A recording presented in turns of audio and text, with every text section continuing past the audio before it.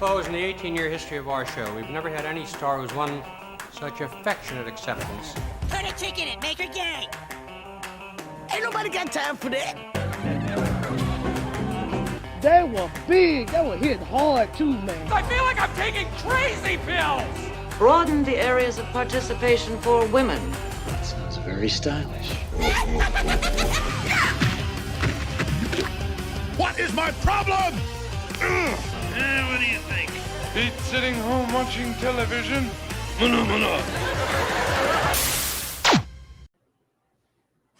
Hello.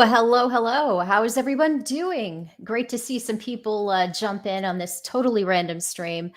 It was so hot lately. I can't take it. Oh my God, I'm getting the vapors. So what better thing to do when it's just hot as Hades out there and you can't take it anymore? You just stay inside and try to find something to do. So I thought I'd share some time with you guys. So look, what's been new since I last kind of had a chat with you guys. I had been, I've been to Jersey, come back. It's already been a week since I've been back. That was a fun time, that convention up there at Garden State Fest, or Garden State Comic Fest. Hey, all the way from the UK, Bamba Zonk. Awesome. I like that name. We had somebody checking in from the 31st century. We have Rock Crin, good friend Maromi. Always nice to see you. So yeah, I appreciate you guys stopping by. Let's see here. Let me get that off of there. So just trying to catch up, get back into the groove of things. I do have a stream tomorrow. I'm going to get that up and going here. I have a great interview with Mark Polton. So I'm really excited to hear about his new project and see what he's been up to. But yeah, without further ado, what do I want to get into first? Because I had a couple things. I read a few comics just to kind of give you an idea. I've started Doc Alpha, Miracle Child. I've actually had this one for a while, but I did kind of like one of the cardinal sin kind of things where I got it and received it, and it fell into the pile of stuff. And I just didn't really have a chance to get into it. But then I saw that there was another, I guess, second chance kind of campaign. So I thought, might as well read it, because why do we back the books if we don't read them? Another one this was great. I got this one, I think, before I went to Garden State Comic Fest, but just so much stuff in the preparation and everything kind of got in the shuffle, as with everything else in life. But I got Snowman, A Cold Day in Hell. It's a beautiful book. It really doesn't give it justice. It's really hard to kind of pick up on that very lovely shimmer and shine there that has become the all caps comics trademark there. But yeah, nice and shiny. They do the shiny is the brand over there at all caps comics. This one was really fun. Along with I picked up the reprint of Matt Martin's Snowman #1. And it's interesting how in this one, it kind of ends on a cliffhanger, but the new book kind of ties into it. So I thought that was very interesting. So that's something we'll go over with here. And another thing I wanted to do was got some mail. So thought we could do a little bit of a mail opening kind of thing, because that's always fun. We can save that perhaps. Let's see who else. Jeremy Burtz. How's it going? Great to see you. Hello. And let's see. I think, what do I want to do first? There were a couple movies that I've seen too. I kind of am in the mood to open stuff. So let me go ahead and get that out of the way. First one here. This one was from a comic, of course. I get a lot of these. This was from Fathead Studios. So our good friend Donald DeLay. And let me see, where did I put my blade? Fantastic. Okay, here we go. Sharp objects. Let's see.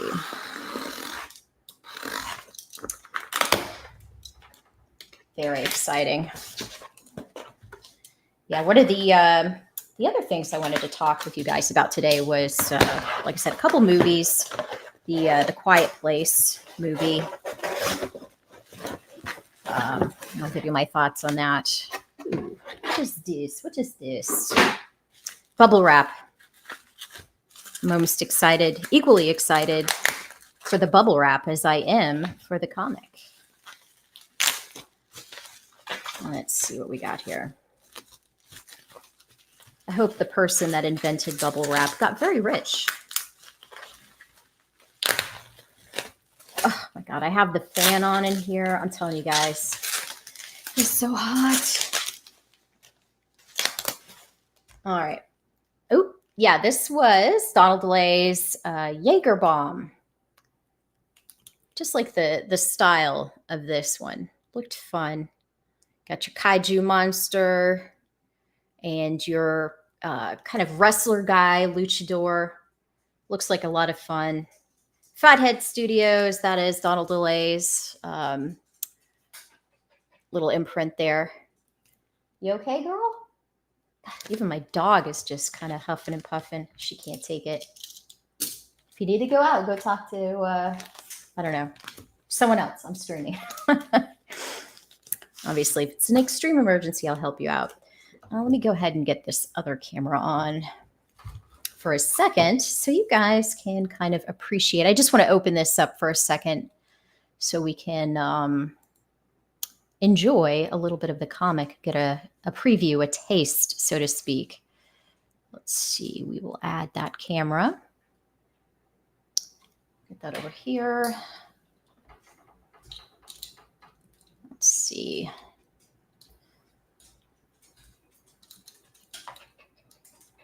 Everything's so finicky. Oh, that would help if I opened up the little thing there and add extra camera.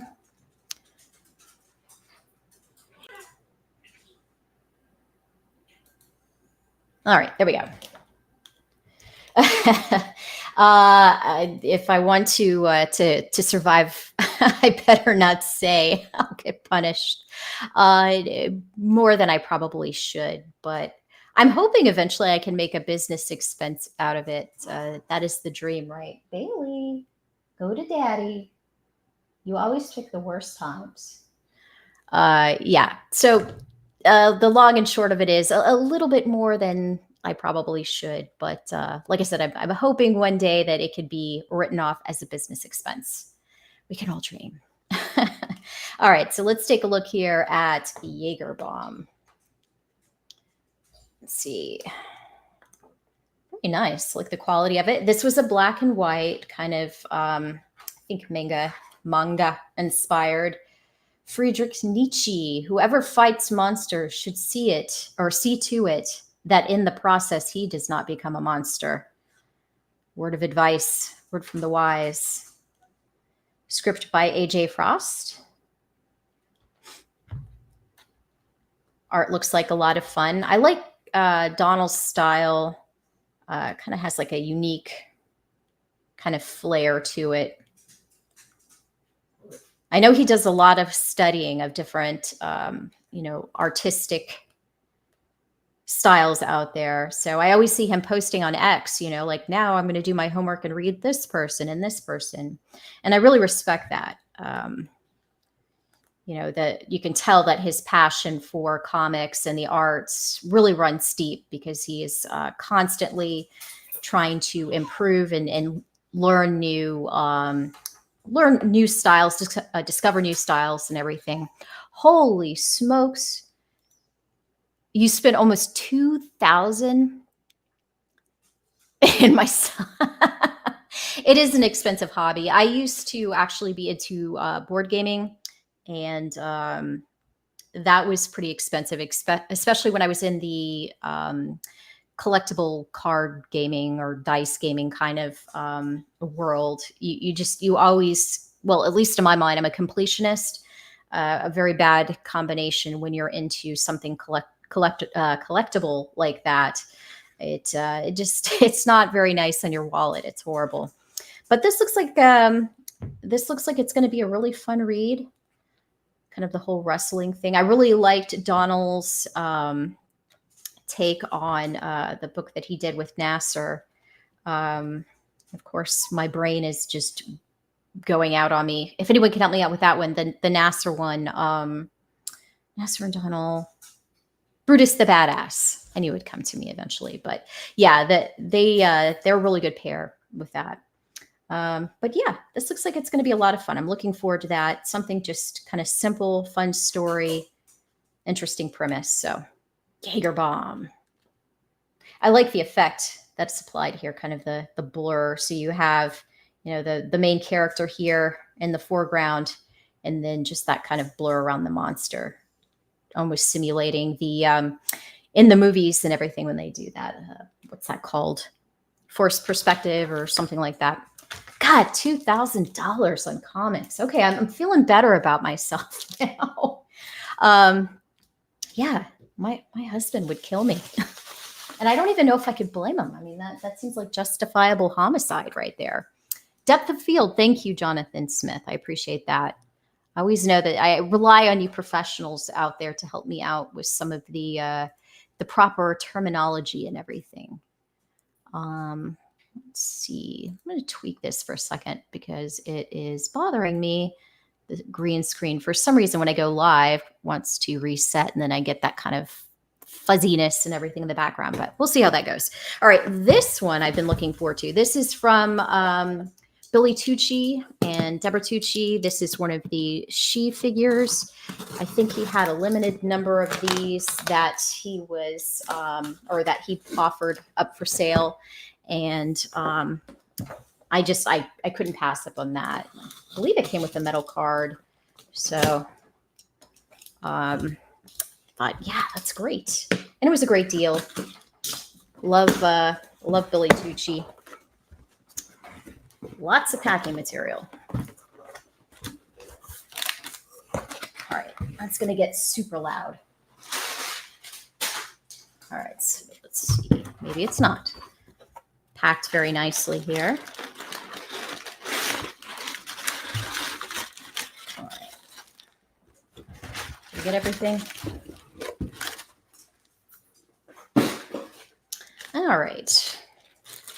Take it out of this little plastic thing here. To get back to the chat. Yeah, comic books used to be cheap entertainment for kids, but then those kids grow up, and then it suddenly becomes a very expensive hobby. That's like all this stuff from when I was growing up in the 80s.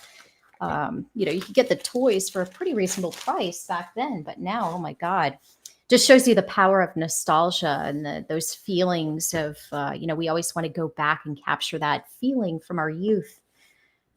Let's see, I won't be needing that anymore, so let me put that away. All right, so this is the She figure. Okay, it looks like it was just kind of put on the backer board here to just kind of add a little extra protection. Let's see.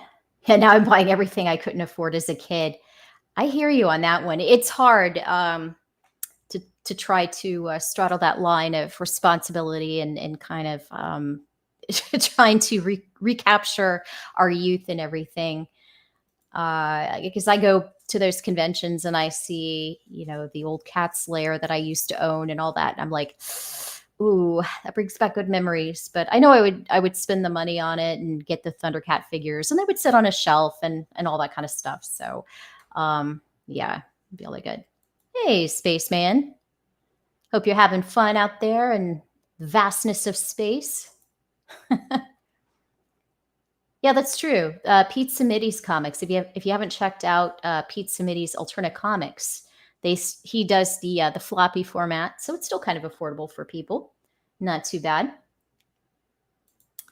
All right, so let's see. I'm afraid, is this going to tear anything? What is this going to do? What are we doing here? Tape always makes me nervous. All right. It's a madhouse. Oh, God. Oh, I pierced the toast. All right, out of here, you foul beast of tape. All right. There's that. This. Ooh, now that's very, very nice. If you guys, this is the metal card. Crusade Comics 30th anniversary She exclusive replicas action figure. Listen to that. You just do it as like a Chinese star. Yeah, that's pretty awesome. I like that. That's the one thing about Billy. Billy Tucci always brings the quality and everything. I really like his stuff and what he does. Very impressive. How the hell do they make these toys? I don't know. Magic. They get all those little. They get the little poor Chinese children over in the factory, pump them full of amphetamines and get their little hands going. And they did a really good job on her face.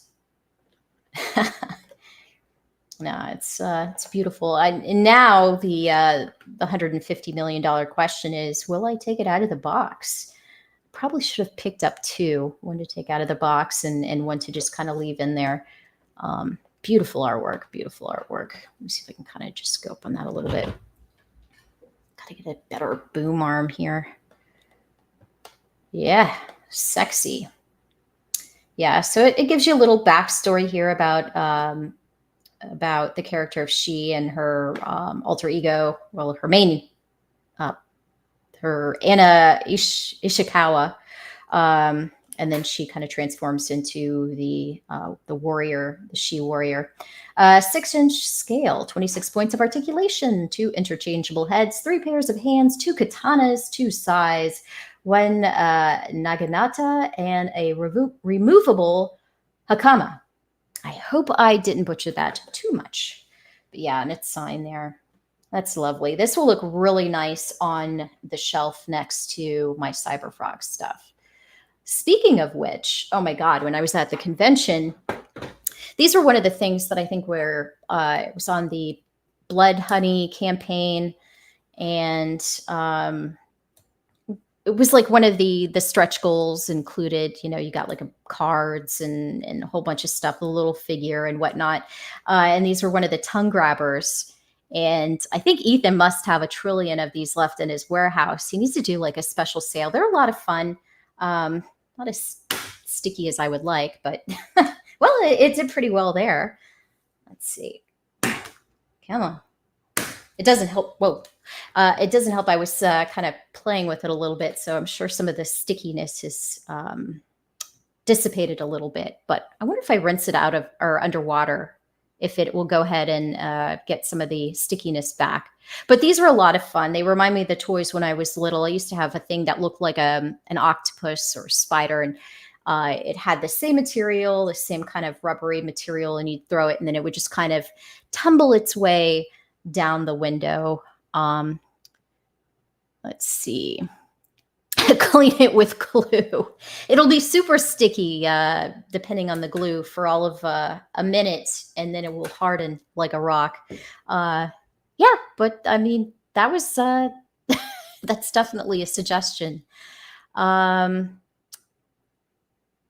Let's see here. The King Cryptid comics are only $1.50 each. Pete's the best. That is a really good deal. Let's see. I think they partnered with another company to make these, but they came out great. The figures, yeah, they really did. But anyway, going back to the tongue grabbers, when I was there talking to Ethan, he's just like, hold out your hands. And he just dumps all of these in my hand. And I was like, awesome. So that's why I didn't really feel bad about kind of just abusing this one a little bit, playing with it. But tongue grabbers, I mean, what a great idea. I love it. Thinking old school. I'm really looking forward to Rainbow the Brute, so I could get my unicorn eraser heads, and they smell. Oh my God. Do you guys remember, well, if anyone's kind of older like me, do you guys remember they had the markers that smelled like the thin little felt-tipped markers, different colors, and they had some that smelled like cotton candy and cherries and grapes and all that kind of stuff. And then kids would get the stuff all up on their nostrils because they're, you know, in class. I don't know what they were thinking back then. It's like, yeah, let's get kids to huff pens, huff markers. And then we had that rubber cement stuff that you would Well, I don't know. I guess we were kind of stupid as kids, but we'd paint it all in our hands and then let it dry and peel it off. So it was like, ew, your flesh is coming off. But yeah, we're weird. What can I say? Kids do kid stuff. Those are most likely all toxic. I don't disagree with you. I just watched this movie that kind of has me on one of those kicks. It was, what was it? It had Mark Ruffalo in it, and it was about Teflon. Let's see, Mark Ruffalo. I think it was called Dark Waters. Let's see. That's what it was. Yes. Dark Waters. Let me, let's see. We have a special guest in the back room. Let us see. What can we bring him in with, guys? Let's go with, let's go with, It's the power of Christ that compels you. The power of Christ! The power of Christ compels you! What are you doing? I don't know. What are you doing to me, man? I just thought the power of Christ could compel you. I mean, Oh my God.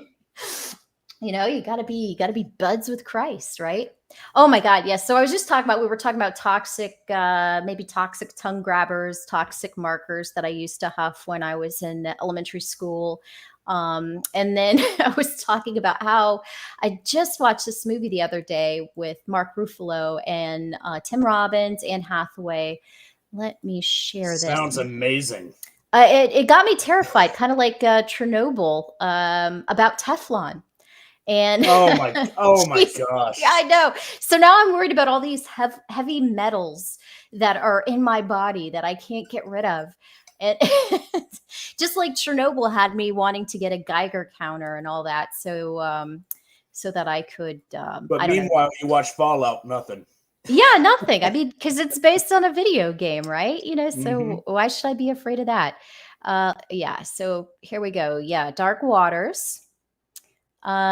Just this lawyer, good guy, comes from the boonies of West Virginia, and then his grandma, who he calls Grammar, asked him to check out a farmer, a neighbor of hers, because this guy here, because the farmer is losing a ton of his cattle.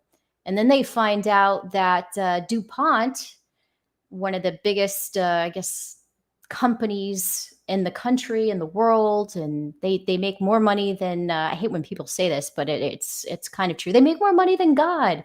Oh yeah, it's huge. I mean, they had like factories in almost every major city. Oh yeah, everywhere. And so they just decided to use this guy's backyard as a dumping ground for, I guess, the byproduct of when they were making Teflon. And as this attorney just was digging deeper and deeper into, DuPont's past and how they knew all along that this stuff was toxic. So for the past 40, 50 years, they just kind of kept quiet about it. He's like, you guys knew, and he didn't do anything. And I think they made just off of Teflon alone, like $1 billion. I don't know if it was a year or like I said, it was some ungodly amount. It was ridiculous. The amount of money they make from their stuff, like over the decades, is unreal. Yeah. Oh, yeah. They merged with Dow Chemical. Moromi's saying they just get so powerful, and then because of the way lobbying and all that kind of works within our government, something that should be a good idea. You're trying to get politicians, make them aware of certain issues and stuff within the communities in different states and whatnot. But unfortunately, you get the big donors and everything, the huge lobbyists that come in and pretty much buy off the politicians. But so this movie made me afraid of heavy, the forever chemicals, like the heavy metals and all that kind of junk. But realistically, it's like we're all going to die sometime, right? It's just, I don't know. My current weird obsession, Teflon. Speak for yourself, Abra. I'm gonna live forever. Oh yeah, that's right. I saw that video today of you doing those. Oh my God. Heavy metal is great. Yeah, it depends. It rocks. No. Yeah, heavy metal. Woo! So have you I'm seen sorry. any? I'm muting and I'm eating at the same time because I don't want to be like Anna. I'd be like, in the middle of. What? Yeah. Well, describe what you're eating. It could be an ASMR stream. Oh, jeez. No. This stuff is horrible. Man, oh, you're It's like chicken eating. Yeah. Well, I mean, yeah. It's like one of those things that like if you describe it for a dude, they're like, "Oh, what's wrong with you?"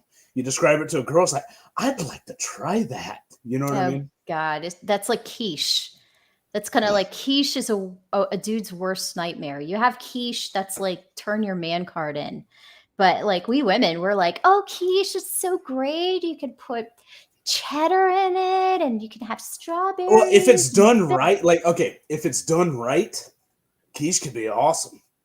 Problem is that everyone who does it, they want to like, oh, here's spinach and artichokes and heart of palms. No, get that faggot crap out of that. All right, Melanie Mac. Oh yeah, no, I'm sorry. No, that's all right. But that's legitimate. It is. It's pretty gay, as they would say. Bacon? It's bacon. Yeah, pretty much everything, but everything in meat and maybe jalapenos. There you go. That's a good quiche. Do they put Teflon in it? No, but it's in the pan they cook it in. Yeah, right. What am I supposed to use? Lard to make sure it doesn't stick to my pan? Come on now. Come on, man. Sausage. Oh my goodness. So have you seen or do you plan to see A Quiet Place day 0, day 1? I never saw the first two. The first one I liked. I thought it felt different from your traditional, kind of horror type movies.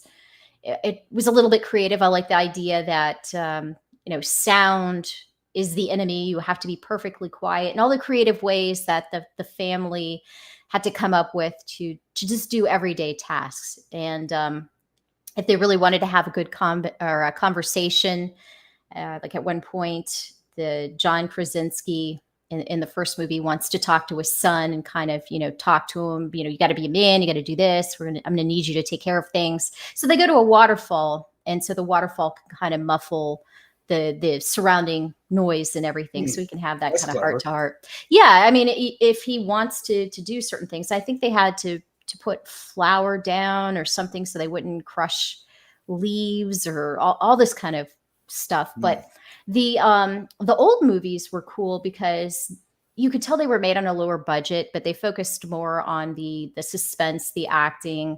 They showed the aliens in a few spots, but it wasn't some big budget. It's like Jaws. You got to leave the shark in the water. Right, exactly. Like as soon as you start showing the monster too often, the audience gets a little desensitized from it. Family values and shit. Yeah, exactly. You got to teach your kids family values and shit. So, and then not to spoil it, but well, yeah, I'll spoil it. The movie's been out for several years, but the dad dies in the first one, and it kind of ends on a cliffhanger because the mom, played by Emily Blunt, is pregnant. So they devised this whole thing where she kind of goes into it's like she's in the tub in this chamber and all this kind of stuff so she can birth the baby and to try not to make noise, it's like, yeah, good luck with that. Natural birth. Problem with that. You don't want the man to die in the first movie. Yeah, that's true. But they ended up bringing in like Cillian Murphy in the second one, and the guy that's in, or he was in Gladiator, the really tall black guy. What was his name? I'm not going to even be able to pronounce it, but he's a pretty cool actor. He's been acting for years. So that he always plays an African or a Brazilian. Yeah. Jaiman Hansu. It's I don't know. I'll share this. So yeah, however you say that one, Daejeon Hansu. I know I'm brutalizing it. I do apologize. Um, but he's a good actor. I like him. But he was almost there just to kind of uh, tie this new movie to the previous one. But yeah, the second one I did enjoy, but it wasn't as good as the first. Sequels rarely are. Um, and the whole idea of the aliens, their big weakness is that they can't swim. So there was this community that was able to survive that was actually kind On of an island. led by the guy from Gladiator. And you see in this new movie them kind of making that journey. They're on a ferry. A bunch of survivors are trying to make their way out to go to that little island. I guess I'm not even sure where it would be in New York, but the whole thing that's weird is On the Hudson River, there's a bunch. There's like as it gets closer to New York, there's like and close to the Great Lake. Was it Lake Erie? It comes from. Mm-hmm. There's I think there's like places where there's islands and stuff. Like one dude, I think he was like an ammunitions company owner. He built like a castle on it. Damn. And there's actually like ammunition storehouse there, and they're afraid it might blow up. So it's off limits for everyone. Well, that makes sense. I wouldn't want it to blow up, and then I'm sure that could be a little bit of a terrorist threat. So you don't want people to have easy access to that. Yeah, that's a good point. Why didn't they build their house near the waterfall? They would have had access to the clean water. And why didn't she go to the waterfall to give birth? Yeah, tons of little tiny plot holes and everything. Like these aliens that can't swim, they decide to come to Earth. It makes sense, signs. Yeah, it just I don't 75% water.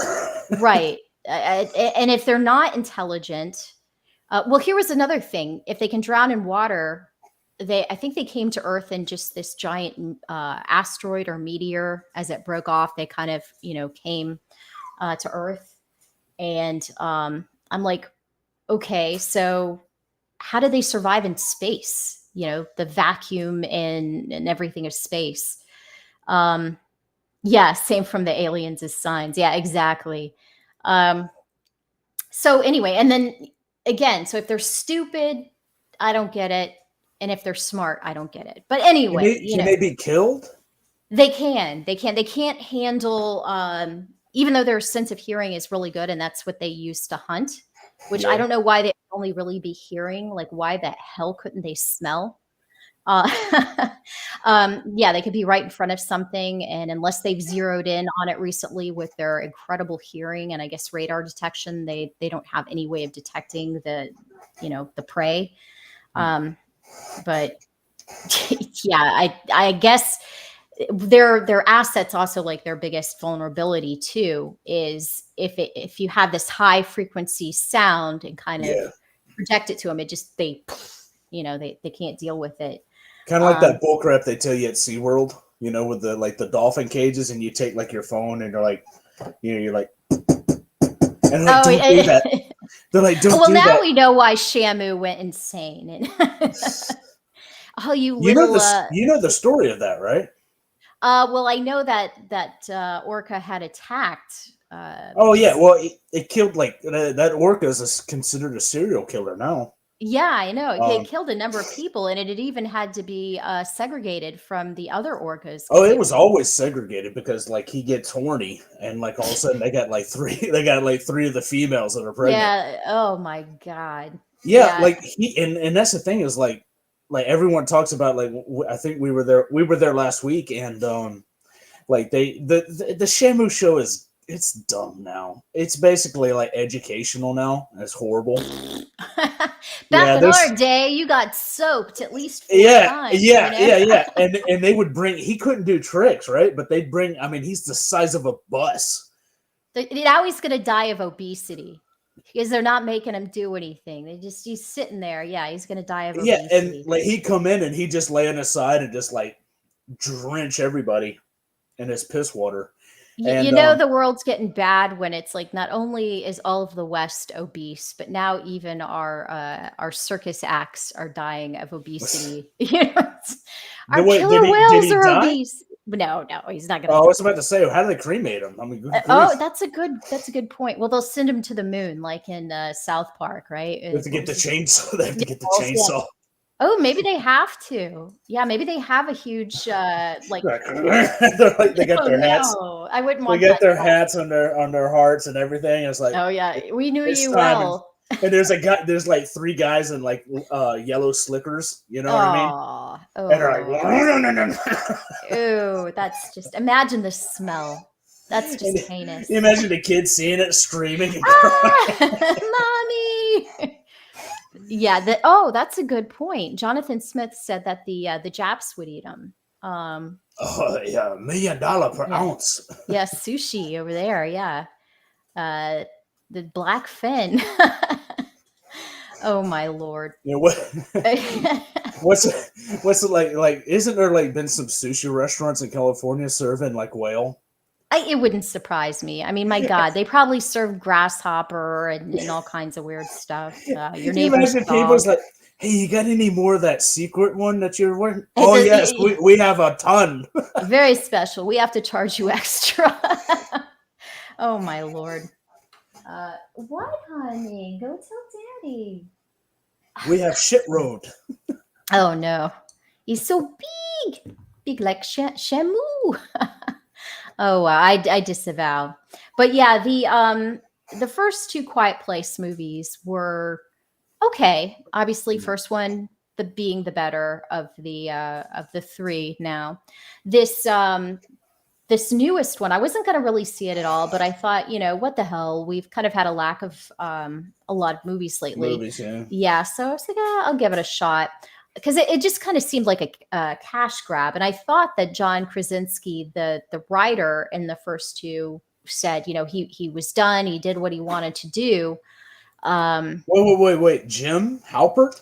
He wrote those movies? From The Office. Yeah. Yeah. And he starred in the first one. He was the dad in the first one. Right. I knew he Yeah. was the dad in the first one, so he wrote them too. Those are his Yeah. movies.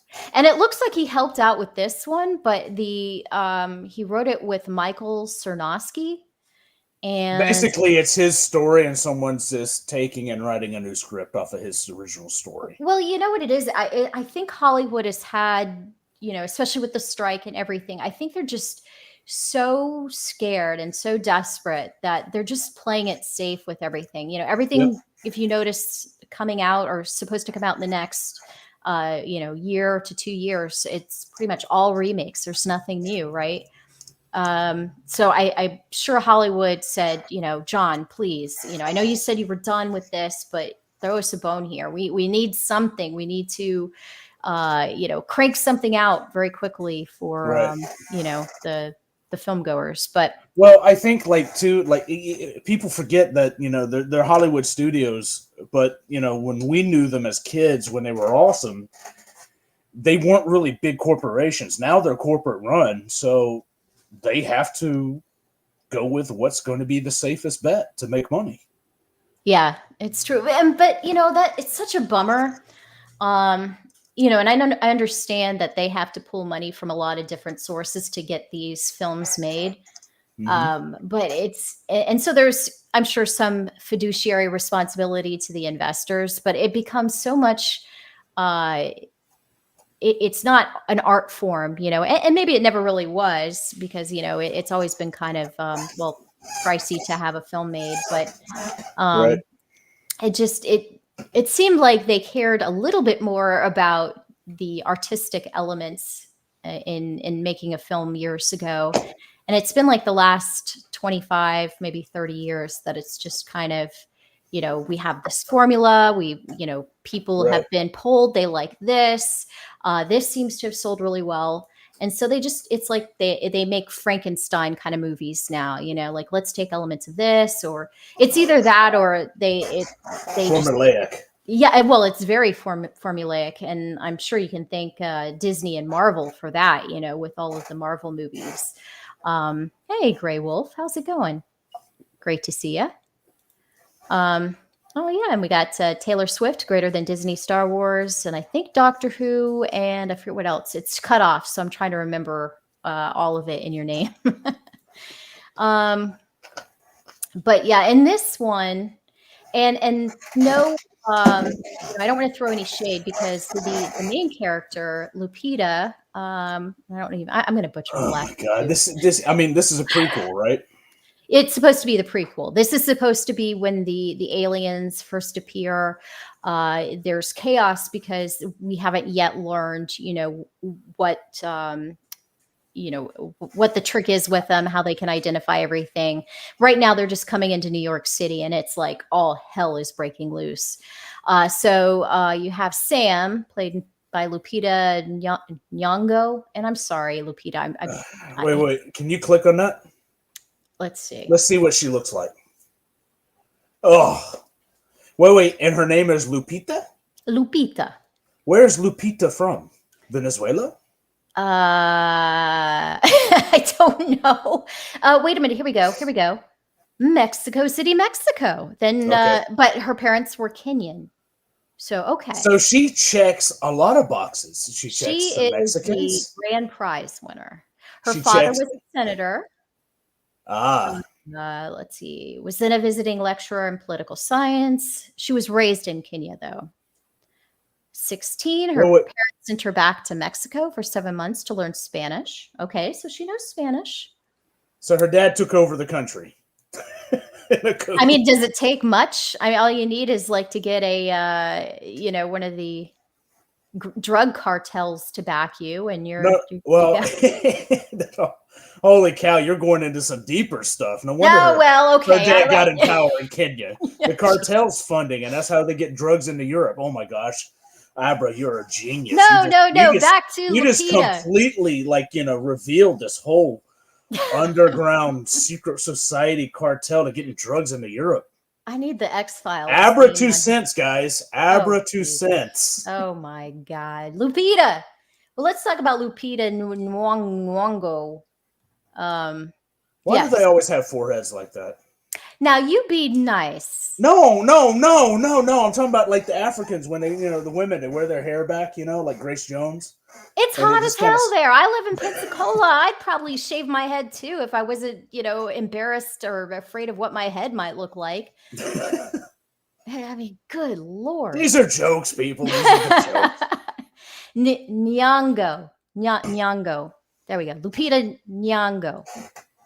There. God. Get that clip of me just going Nyong'o. Nyong'o. Bleeding viewers left and right. What? Thanks, Jay. What would I say? All right. Where were we? Okay. So she plays Sam. And she's in hospice, the poor thing. She's dying of cancer. So she's handicapped too in the movie. She has cancer. That's not handicapped. Yes, I know, but okay, let's she's got. It's like I mean, she's a woman. She's black. She's got a man's name, Sam. She's surviving cancer. No, her name was. Hold on, where are we at? We got to go back. Where are we at here? All right, Samira. She just went by Sam because she knows people like me would butcher the name Samira, so it's Sam. And the guy starring opposite is a white dude. Well, yeah. Initially, you have her her hospice, I guess, kind of like therapist, caretaker kind of guy. So she's all depressed. They're doing a group therapy session, and she's angry and bitter. And I guess rightfully so. I mean, you're right. Young and everything. Well, I mean, they had to give her they wanted an angry, bitter black woman. Hold from on, Africa. Hold on. Where are we at here? I need a. Oh, we can do this. Here we go. All right. You need to get a button that's like throw a flag. There's a flag on the play. Yes, a very big flag on the play. Well, I'm serious. It's like she's African. She's a She's woman. Mexican African. And no, I'm talking about I'm assuming that she's playing an African in the movie. No, she's playing a New Yorker. Okay, with an African name. So even better. So she's an immigrant. Well, no, Samira. I mean, I don't know. She's an immigrant from You're Africa. confusing the heck out of me, Jay. She's a woman. She's black, and she has cancer. Now I need like sad music to play. But here's the thing. The good thing about her having cancer is they can make her angry and a boss, and she has a reason for it. It's not just because that's the way she is. Oh my God, Jonathan Smith. All right, here we go. We're losing more viewers. Yeah, of course. We're hemorrhaging left and right. I'm gonna get my channel taken down. Ooh. She's I'm black, cancer surviving immigrant midget. Now, if that who's a badass who kicks ass. If that doesn't win the award, then I don't know what does. I'm telling you. So right there, you get the. Okay. Yeah, she's gonna be Oscar nominated. Lupita for president, y'all. Oh Lord Jesus. Okay. She also limps. Now that's a new one. Oh my God, it's getting better. My God. Oh no, the aliens ignore her because they want her to suffer. Jesus, guys. Well, that is kind of true. She should have died like 50 times in the movie, and the alien was like, nope.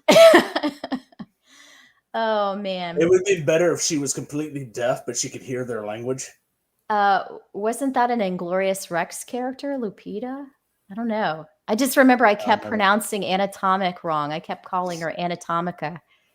I'm hoping Shane includes that, like some interviewer or something goes to interview Anatomic. It's like, Anatomica, can we get an interview? And like she corrects them or something. Like Anatomica. That sounds like a sex bot. Oh no. It does, right? You know what I mean? It's like, you order it and they bring it in and it's a big box and it says Anatomica. And you just press the button here and their eyes open. This has got to be somewhere in a video porn. That sounds like Lars and the Real Girl with Ryan Gosling, where he's dating a sex doll. A really good movie, something like that. Just that's probably the PG version. Yeah, yeah. Here we go. I like how he spelled it too.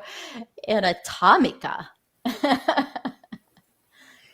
I must break you like Anatomica. God, that's horrible. All right, so poor Sam. Abra, that is just horrible. These jokes on your channel. Poor Sam. With the limp and dying of cancer. So anyway, she. Wait, did you see this movie already? I did. Okay, well let me say something as you give your review. Okay.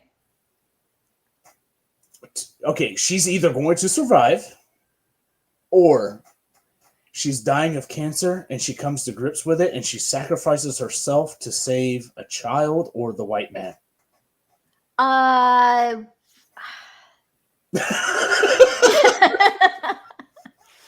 right, for the spoilish review. Just kidding. No, I'm joking. Just keep going. No. Okay. So she's dying of cancer. She's bitter. She's in a therapy group. She used to be a poet. A pretty big poet. Her dad was a jazz musician down in was it the Bronx or something like that? I don't know, one of those places. White people. Sorry. Oh my God, I disavow. Here we go. All right. So anyway, it sounds like a great movie. I'm selling it, Jonathan. I'm telling you.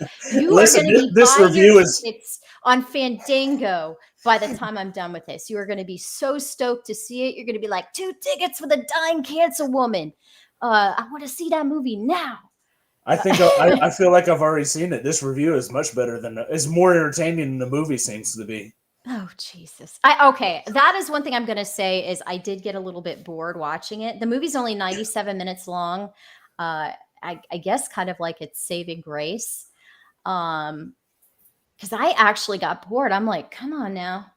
But anyway, so she's a poet, and so opening scene, she's in group therapy, and everyone else like is mostly older people. So I guess they're trying to show like she's really upset and bitter that she's dying because she never really had a chance at life. She's still really young, and everyone else there that's in hospice, they're a bunch of old geezers. They've had their chance. Let them die, but she deserves to live, right?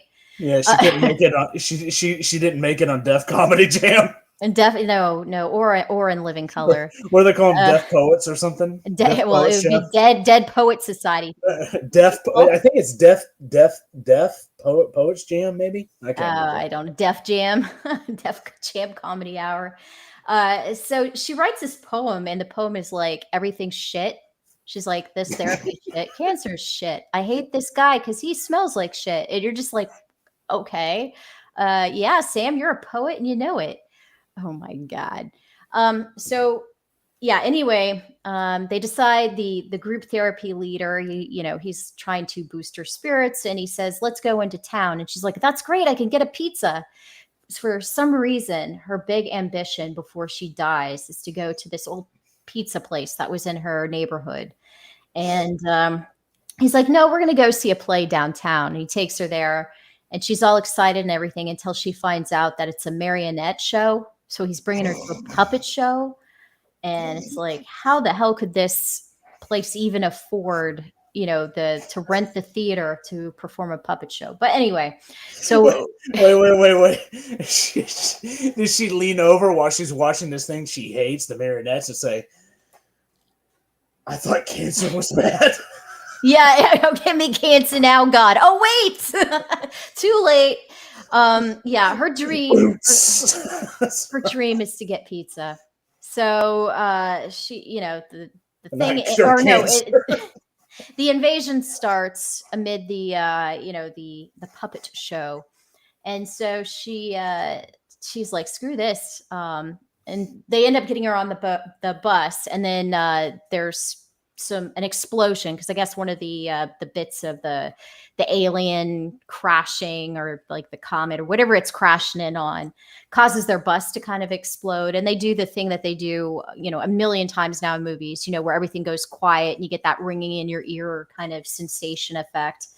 Oh, and, I think Saving Private Ryan was. Yeah, she comes to, all hell's breaking loose. People are screaming, running, and they're just being snatched up by the aliens because they're making noise. So the aliens know where they are. And so she's, kind of running, trying to survive. For some reason, they never get her. Like, all you have to do is get cancer, and you're safe. The aliens won't eat you. I think it was a short bus, Joshua. Yeah. Was she in the back of the bus? Oh Lord, no! Here we go. Disavow. Flag on the play. Flag on the play. So yeah. Anyway, she's like all dazed and confused, and she kind of gets rescued a little bit from the guy that was in the second movie, the gladiator guy, the other guy that I can't pronounce his name, the Jimon Hansu. Well, he played Henry. And so they're kind of seeking shelter in a bar, and of course that all goes haywire. Oh, and the whole time I forgot to mention that she has a cat that she carries around with her. Now I'm sorry, but animals make noise, and she's carrying this creature around the whole time, and somehow the cat, he's kind of more of a hero in the movie than Sam is. And so the whole movie, she's like, screw this. I'm dying. I'm either going to drop dead of cancer at any moment, or I'm going to get my damn pizza. And so she's making her way with Kat. So when all this chaos is still going, she still wants to get that pizza. Yeah, she's like, I figured that there should still be some pizza there. The last whatever pizzas, we'll call it Angie's Pizza. I can't remember what that was called. What if it was Sabaro's? Sabaro's Pizza, or she goes to Little Caesars for a hot and ready. She's like, I'm gonna risk it all for a hot and ready. Yeah, the cat is disabled too. I felt like it was, because she would pet that cat. That cat never meowed. That cat, did it purr? It might have purred. I don't know. But it was suspect. The cat was definitely shady. There was something wrong with it. Uh, um, movie sounds gay. I'm not going to disagree with you on that.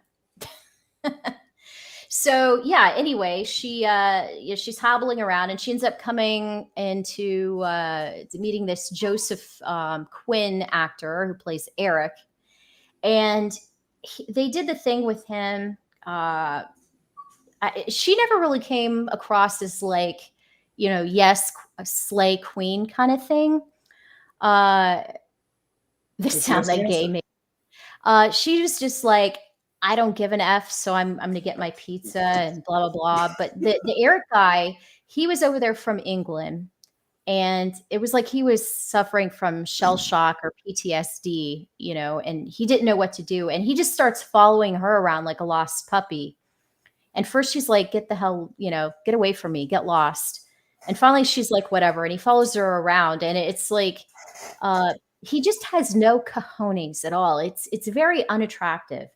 And it's one of those things where if, he had been around during World War II, Patton would have come in and smacked the crap out of him, like, just grab a hold of yourself, man.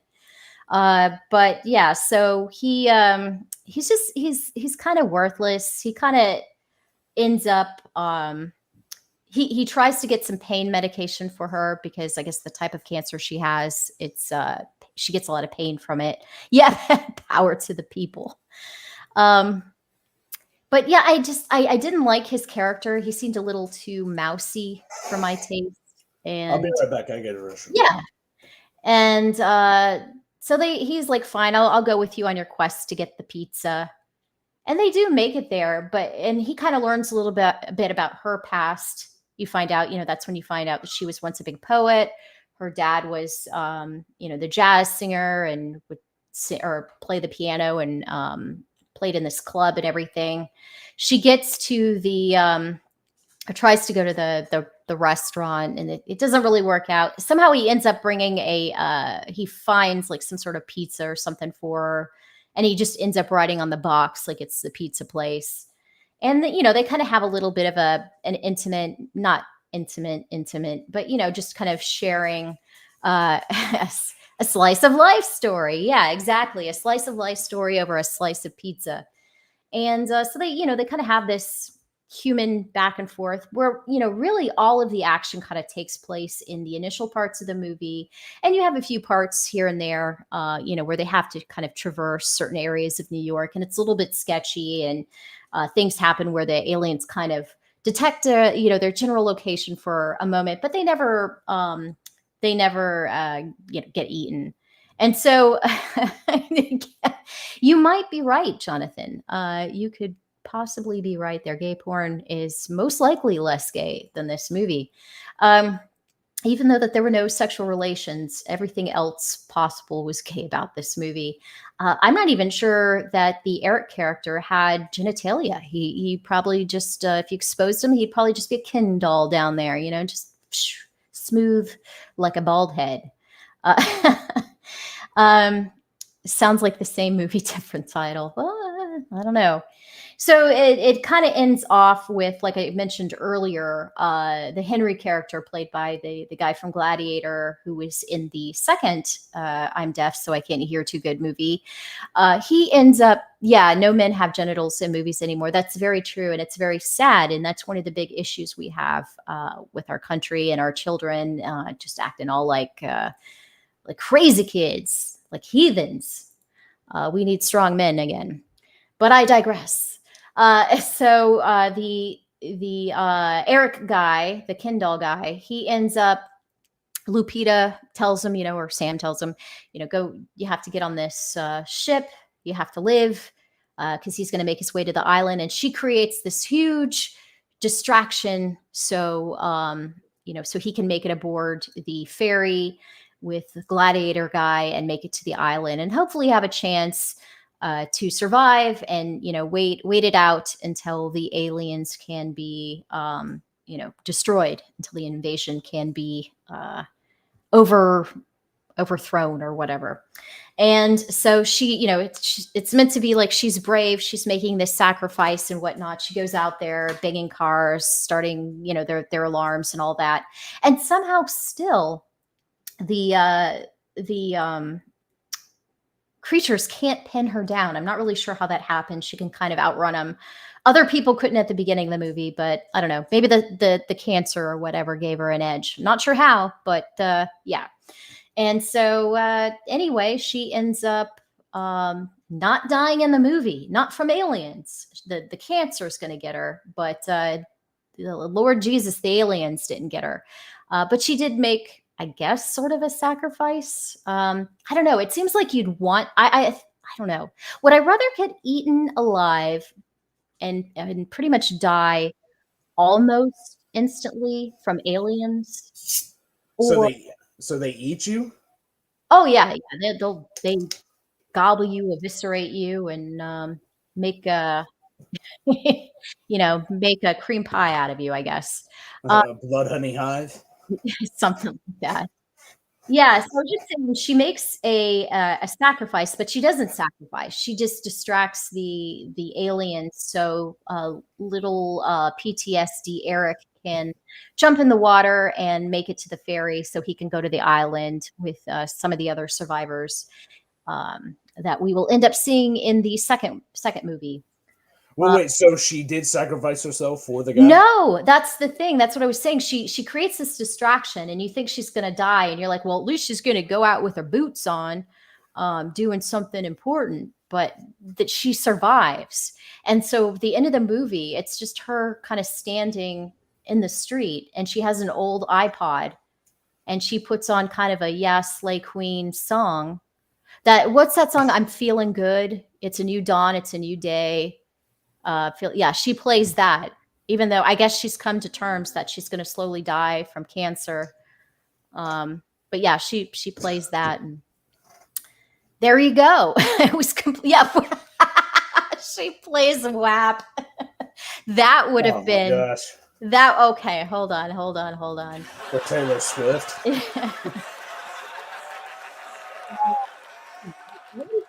Almost more appropriate. Because it's not like Eric known how to handle a WAP. So yeah, that was I'm deaf, so I can't hear too good. Day one. Very, very pointless. I don't even know if it's going to make money, but who knows?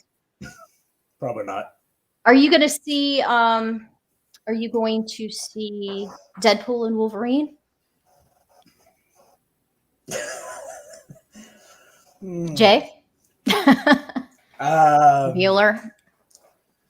I don't know.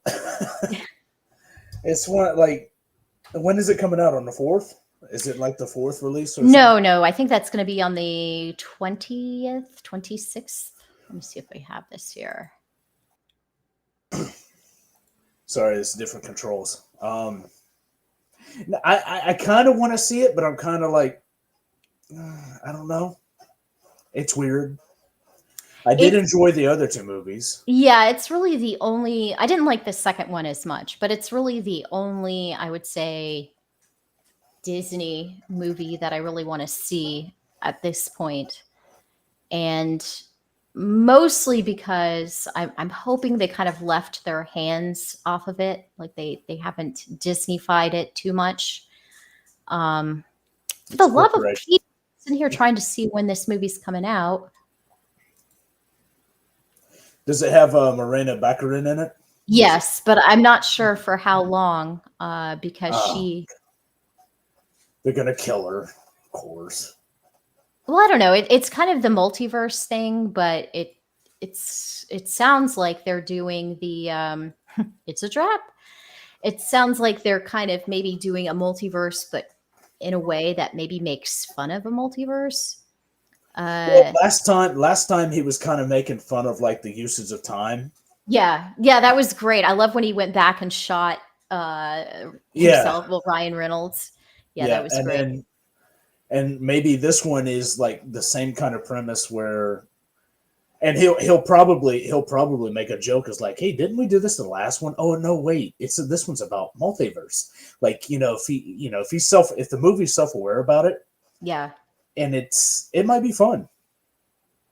I hope so. I really hope so. And it sounds like it's going to be fun with, because I think they're going to be going in and out of several different universes from Wolverine's timeline. So like that's why he's kind of wearing the blue and gold colors, the blue and yellow colors. That's not why he's wearing it. No? No, he's wearing it because he doesn't want to get in shape. Well, no, they have him take the sleeves off, unless they're green screening that. But he did show his guns again. I was surprised. She Thor. Oh Lady God. Thor. Yeah, the Natalie Portman's. Those weren't her arms. Oh, what do they do? Put like one of those socks on that has yeah. Well, I mean, yeah, they could probably do that. But I mean, Hugh Jackman, he is old. Hugh Jackman's pretty old, but at least he seems like he respects the role of Wolverine. It's not about that. Like, age isn't the issue. It's just the grind to get in that shape as hell. And pump him full of roids or something. Yeah, well, I mean that of course, he's probably going to be on Anavar, Primo, and probably a concoctory of some. He's probably, I guarantee it's like The Rock. He's got like a pharmaceutical stack guy, like he just makes the needle. You know what I mean? Yeah. And and he could get in really good shape, but at that age, it takes longer. He should have prepared like 8 months, 8 months ahead of the movie filming, and I don't think he was ready for that. Well, as long as they have that good banter back and forth, I should be entertained. But I'm going to try to get the popcorn bucket for this movie. I normally don't. Is it like Deadpool's head? It's of Wolverine's head, and you go through his mouth, and they did like a reveal Ryan Reynolds did on his page, and it just has the oil butter just dripping down out of his mouth, so it looks just really, it looks literally gay. But it looks funny, so I was gonna get it. I never get that kind of stuff, but I thought, hey, it'd be kind of fun to do. Well, that's the thing, like, and I think last time I saw that, people they do the souvenir buckets for the popcorn. I can't eat that stuff, and like I don't like going to a theater and just sitting there drinking a water bottle. It's like when you go to a theater, you're like, okay, here's the snack concession stand, okay, and you just point, and just you eat like garbage while you're just sitting there watching the movie. That's true. You do. You get like the big old thing of Skittles that they sell there that's been in the refrigerator, and they're like rock hard, and you're just you know what I mean? And you're like your chin's hurting from just chewing, or the Milk Duds that were in the freezer. Oh God, that rips fillings out. Oh. Yeah, like both of them. Well, I mean, it wouldn't, but they keep them refrigerated, so you have to let them warm up before you eat them. I had, when I was a kid, one time I had, and I was still losing my baby teeth. I had a loose tooth, and I ate a Now and Later, and that crap just ripped that tooth out. I was like, no. I think that happened to me with what are they called, sugar daddies? They're basically they would. Is that the like long chocolate? Yeah, and it's very It's like chocolate taffy. It's like a better. It's like if Tootsie Rolls were better. Yeah, no, it's true. Tootsie Rolls have a little bit more of like a bitter, kind of smokier taste. Well, maybe not smoky. What's the word I want to use? Ass. It's just an ass taste, yes, as opposed to the other ones, the sugar daddy, sugar baby. Tootsie Rolls like in like Halloween when you dumped your bucket. Oh, you're stuff. Like that ass. It's always the blue ones and the red ones and the yellow ones are always the Tootsie Rolls are the only ones that are always left at the end because you just don't want to eat them. Or the houses that thought that they were being nice, and they're like, I'm going to teach these kids to be healthy, and they'd give you raisins or like the diabetic candy, and you're just like, what are you nature's candy? Oh God, no! If you really want to pull a prank on people, go and buy like Russell Stover's sugar-free candy. Oh, don't they give you like the runs? You eat too many of them because just like, hey kids, take all you want. Hey, kids, candy. Oh no. Uh, did you? I'm gonna segue. Let's Sorry, transition. Let's I see got what we have. ADD tonight. So Let's sorry about let's do this. Let's talk about. Did you get Snowman by chance? that. I may have. I haven't opened it. I gotta check. I got a package from Ethan. So The boy, if you really want to see how someone can grow as an artist and storyteller, the Snowman #1 and then Cold Day in Hell, you really get to see how Matt Martin just, improved and expanded his skills over the years. Uh, this one, the kind of like remaster, I think the original one of Snowman #1 was. hey, before you move that up next to you and put me down low. Oh, Yeah, there we go. that's fine. That's a lot. Yeah, that's a lot better. Or I could do. Let me see if I have. Nope. Nah, I don't like that. No, Ah, that could kind of work. Maybe. Hated it. All right, we'll just do this. All right. I was like, extreme close up. No. All right. So with Snowman #1, and this kind of goes probably back to the whole thing that I think he's the same age as Ethan, right? around the same, a little bit Yeah. younger. So he would have been I like think he's like 18. 45, maybe my age. Oh, so he would have been a little bit younger than when this came out, I guess in 95. But this was a remaster of it. I think originally it was in black and white and everything. The colors and everything are just beautiful. By let's see, story colors by. Why does everybody have to have a complicated name to pronounce? Oh, Stefan Rene. No, it's Ryoji. Oh, Jesus. Can you zoom in on it? Oh, it's blurry as you zoomed in. Yep, come on, play nice, camera. Ryouji.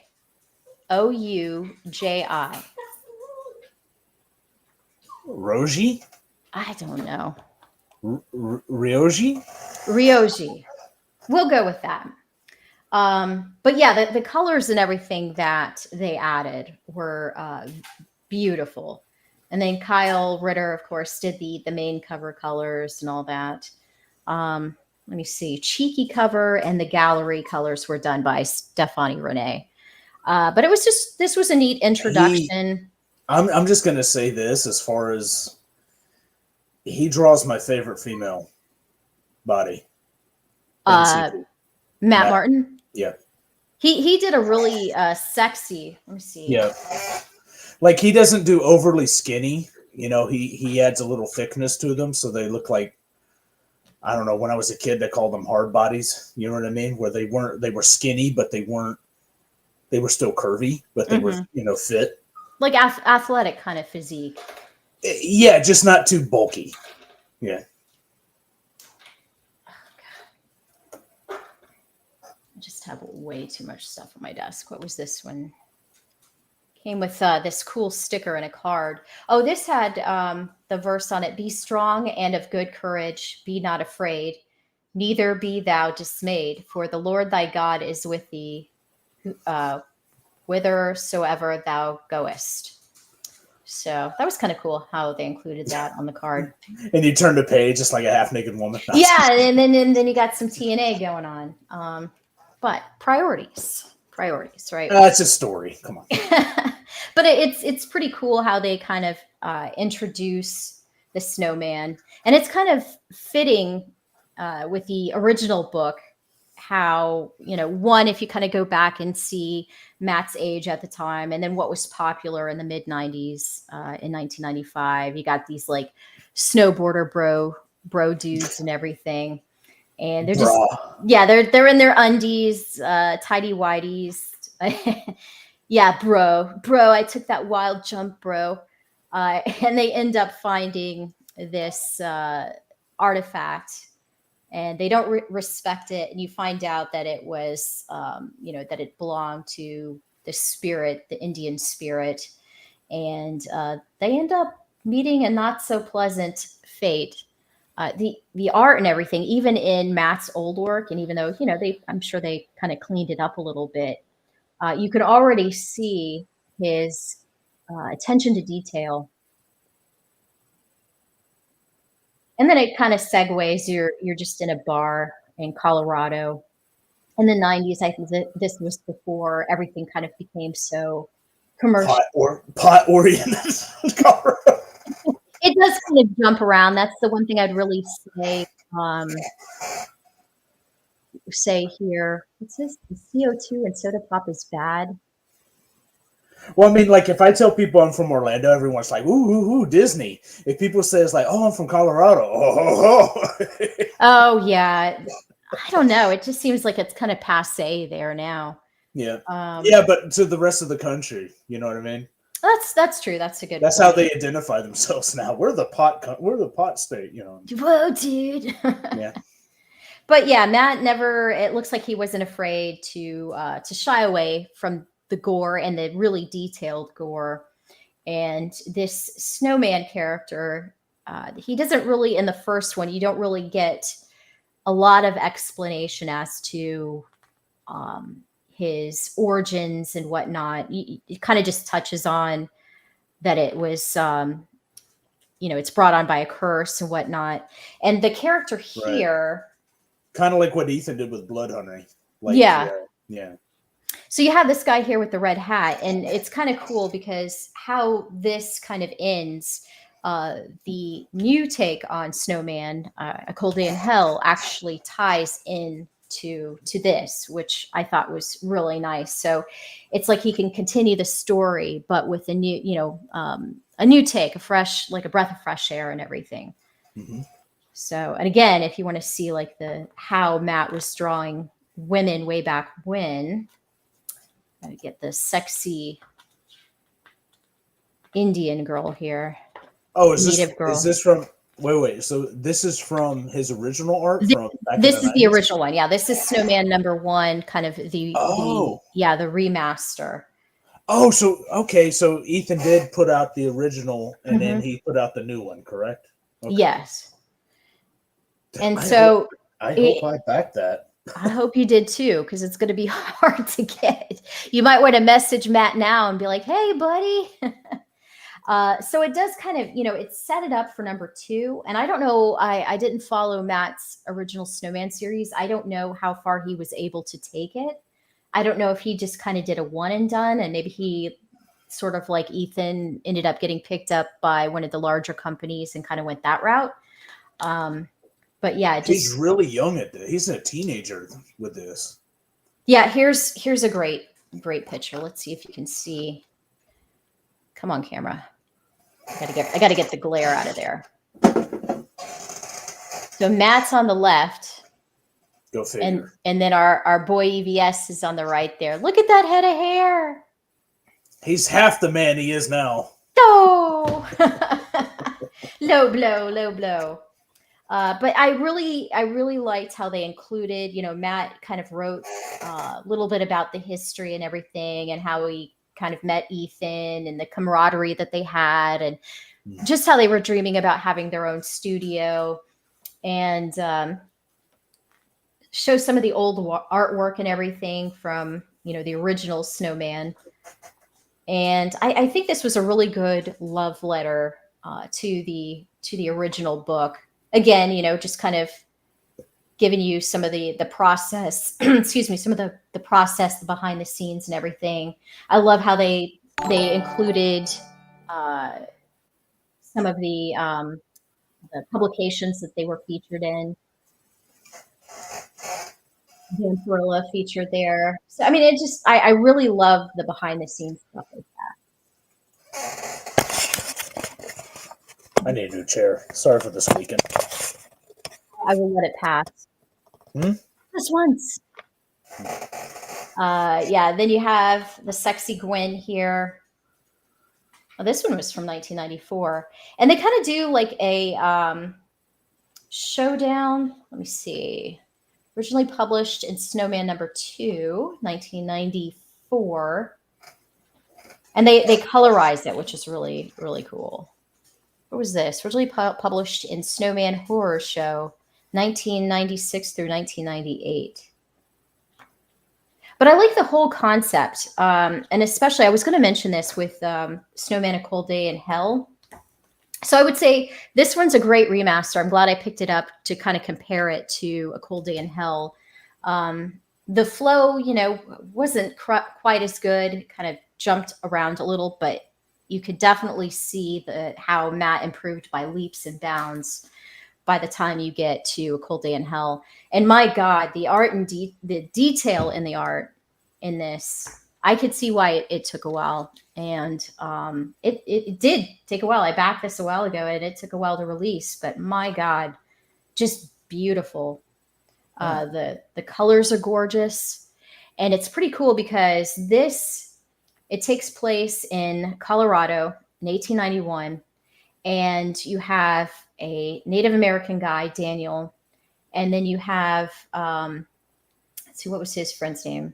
Was it Samuel as well? All these Sams and everything. It's from Africa. Is he from Africa? No, he's a Mexican African, right? Oh, thank you. Black and white is cooler. I definitely respect both. If I could have an option of both, I would probably try to get one of each. Well, if it was more of a psychological book, black and white would be. But it's kind of like, because it's there's a lot of gore. I think color works better. Like look at this. So Daniel, the Native American, he's talking about his dreams and how that there's this demonic black dog and everything in there, and then you can just see the pile of bodies. The tissue, the torn tissue, the blood, right. The guts, the eyes, right. So much detail. And then these two, they're just kind of making their way along, and they end up encountering that spirit of the snowman. And this is nice because it does give you the backstory, the origin for the snowman. You find out why he is just wanting to tear everybody apart. I love. The snowman? I don't know this character at all. I just know from watching streams and. Yeah. So is the snowman the villain? Well, yes. Like he's the killer. Like he's the problem. Yes, but it's kind of painted in a way where I wouldn't say it's justified, but it's understandable. Yeah, like he's a vengeful spirit. Yes, it's like seeking vengeance for the wrong that was perpetrated on his people. Like all of his people were, wiped out. How is this not a movie, Abra? I actually said this. I said this is probably one of the first ones outside of course, I'd love to see Cyberfrog as a movie, but I'm surprised Hollywood hasn't ripped this off already.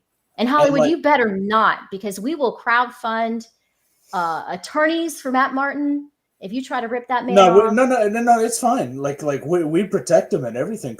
But I mean, you think about the story with the snowman, right? Yeah. And I don't know the story, but is there like there other human characters? Well, you do see how these two guys here are they Native American as well? Daniel is. He see, actually. Yeah, that's what I'm saying. This is. I'm not. I haven't even read it. I know nothing, and I'm seeing how they can set this up as a movie that the two protagonists are, living Native Americans. Meanwhile, the vengeful spirit. Yeah. Snowman with they can bring in the shamans and all this stuff and the mysticism. Right. I like the mysticism of like the Native American culture and everything. And keeping it a horror. Yes. That, this guy's going around killing the loggers or killing the miners or killing the cattle ranchers, maybe taking the land, stuff like that. Where he's kind of like a predator, you know what I mean? A predator that would be freaking awesome. Driven by the spirit of vengeance and everything. Although Daniel is actually, you find out, connected to that spirit in a certain way. This is already written. I mean, that even makes more sense. This is like it's one of those. This is like one of those stories. It could either be like a Roger Corman movie, a New World movie, or a canon movie, or it could be like a James Cameron movie.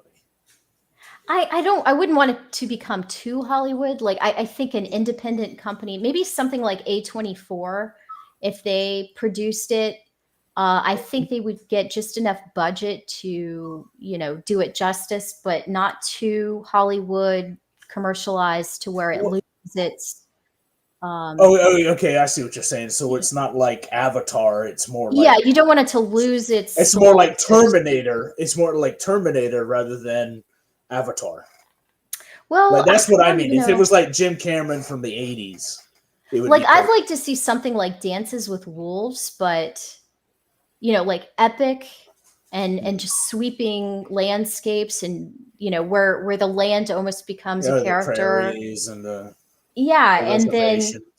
And then like a focus on the the character aspect of it. Steven Seagal with a wind catcher necklace and a leather jacket. But the detail, I swear, and look how gnarly this is when he's just in his native form and everything, and you could see him where the snow is kind of, or the ice is not completely enveloping him. Like when he goes on his massacre and everything, and then he draws up on the snow and the ice and uses it as a weapon. And the snow actually helps. It's almost like it brings them back together, like a healing aspect too. Because you see, he gets shot and everything too, but the snow will kind of mend him. Doesn't make him pretty again or anything, but it just kind of keeps him together enough to where he can just keep going on his quest. You ever see that movie Jack Frost with the killer snowman? I remember seeing the movie. I didn't watch it, but I do remember. It's very, very similar. This is what I was talking about with the detail and the landscapes. Yeah. And it's, very, very, picturesque, and it's beautiful. And there'd be all sorts of things where they're looking at it, and it's like the white man took our land. Well, and I actually like how they talk about. It's mentioned in here too how people have that idea of the noble savage, but they were fighting amongst each other, the different tribes, for control of an area. That would be resources. Oh yeah, we don't need that. Let's just cut this. Yeah, conveniently leave that part on the cutting room floor. But the character is it's so original and cool looking. Excuse the pun. But I like all the characters. And then at the very end, it ties into the modern era. Oh God, this page too. Check just the freaking detail. Wow. See, I want to buy this now. If I need to go check to see if I have it. Absolutely beautiful. Wow. If I don't know, the only way you might be able to get it is on the secondary market. If not, maybe hit up. Oh, actually, Matt Martin has it on eBay right now. Let's see what it's going for.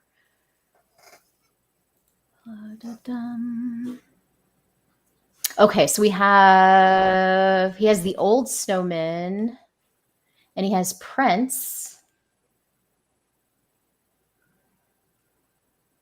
They might be waiting for the crowd to finish fulfilling. Yeah, to make sure that any lost copies or damaged copies. So definitely I would bookmark his store. And if you did get my store going, golly, I'm sitting on 7 or 6 or 7 honeycomb boxes. Oh my God. Yeah, I during that time I was drinking. always a bad idea. Ooh, look at this. Yeah, whenever and this is a whoever, a marketing genius, whoever came up, I think Cecil did for Cash Grab, when they would like drink on stream Mm-hmm. and they're selling, I would like, okay, yeah, I can do it. And I'm drinking with them. And I'm like, I ended up was like, I bought all that. Like I had actually backed Cash Grab 4 times. Oh my God. And I went back and I'm like, and I drunkenly asked for refunds. Oh no. And like I think Phil Diaz was doing a fulfillment for Cecil, and I sent him a message like, "Hey, I thought I backed this a bunch of times." It's like, no, you refunded. I'm like, what? Yeah, you refunded. I'm like, not only did you drunk buy, but you drunk refunded. Oh my God. Do I have the sound of a slap on this thing? Yeah, right. You need the Price is Right. Yeah. I'm gonna have to add that right now. I'll just do a gasp and then I'll throw a penalty. There we go. There we go. But here's the thing: I backed the Second Chance. I bought a couple copies of the original prints, and Cecil, because he's such a good guy, he gave me an artist proof. Wow. Yeah, that's pretty good. Human Cecil Pede, and I'm like, thanks, buddy. That is awesome. See, it pays to be friends, you know what I mean, and not have friends in high places. Don't be an a-hole on definitely don't be an YouTube or Twitter. It's just jokes, people. This was like another thing that they included in here, where it looks like old ads. It looks like the old newspaper from that time. Oh yeah, with like like the bad like snake oil crap. Yeah, it reminds me of like Red Dead Redemption. Yeah. So it's like turn your kill into the hat, and it tells the story about Daniel. Let me see. Yeah, Samuel and Daniel, the two guys, the two friends. Yeah. Guns. Woodruff's famous cocaine elixir from Atlanta, Georgia. Your totem, you can find out what your spirit animal is. That's Coca-Cola, guys. That's how Coke and Pepsi started. Yeah, putting the cocaine in there. And Dr. Pepper. Yeah, they were all like snake oil cures that they just tasted great. Okay, so here's the native spirit of vengeance here.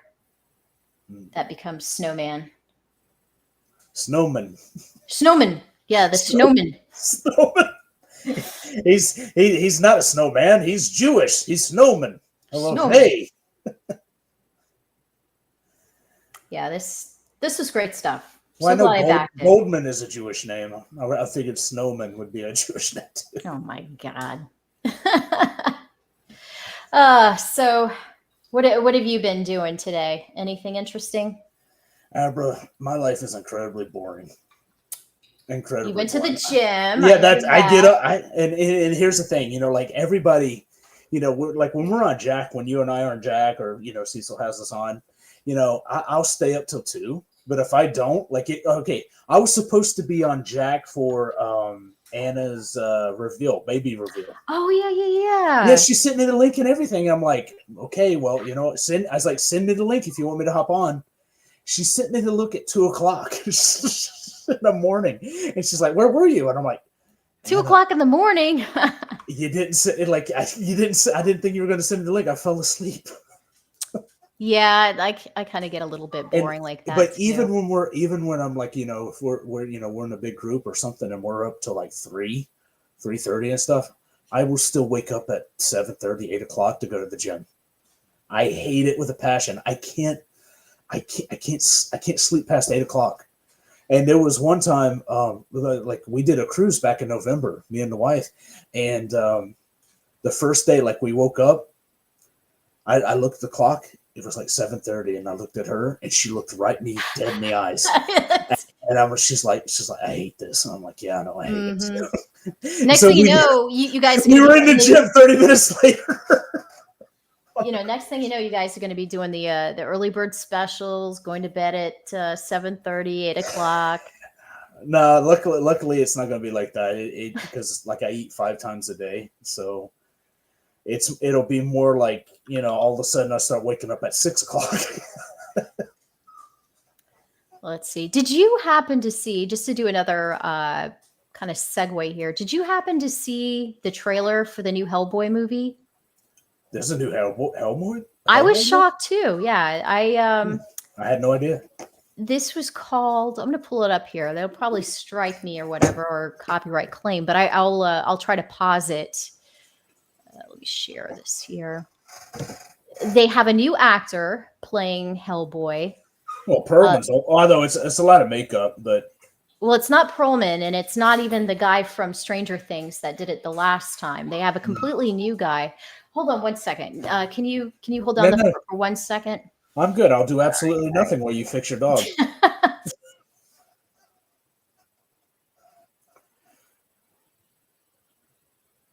I'm just gonna go dead air and totally kill this channel. Yeah, Abra's got to work on her bitch right now. So yeah, that's the thing. Like, I love dogs, but they just get kind of, like the ones like that kind of get them. I like the dogs that just like chill, don't let you whine or anything. This is weird. I can't see the chat in here. She's not on StreamYards. You think she's smacking her dog with like a rolled up newspaper? Like one of those ad rolls they used to throw on the on your driveway with the rubber band around it. Just bad dog.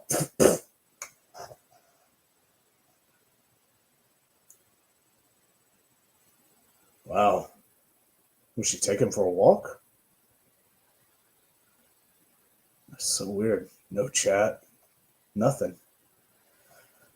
Chat, you need to tell Abra to get on StreamYard so we can see chat on here. It's very strange.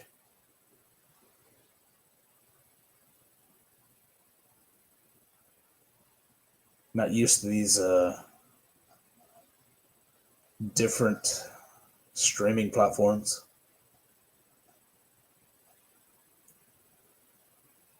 Hey Abra, I hope you can hear me. Your live stream is bleeding viewers. You're killing the algorithm, Abra. Hurry up.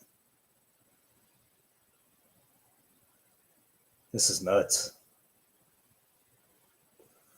Let's see here. Let's see if I can try to find something. Oh, here we go. It's chat right here. Okay. Oh, wow. This is nice. Ooh, Lord have mercy. You lost about 400 viewers? Oh, God, no. They all showed up when I left, and they all they all left when I came back. Oh, God, it's so hot out there. Anyway. Oh, yeah. You're in the Panhandle, right? Yeah. I'm trying to think like how many hurricanes we're probably going to get this year.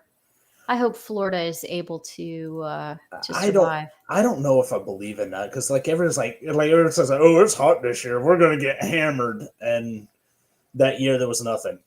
You know, Well, I mean, the reason I'm concerned is because the water temperatures are insanely hot right now. Yeah. Well, in the Gulf, yeah. In the Gulf, they are, and yeah, when they head toward you guys, they're pretty much direct hits. By the time they reach us, they've been weakened in Orlando.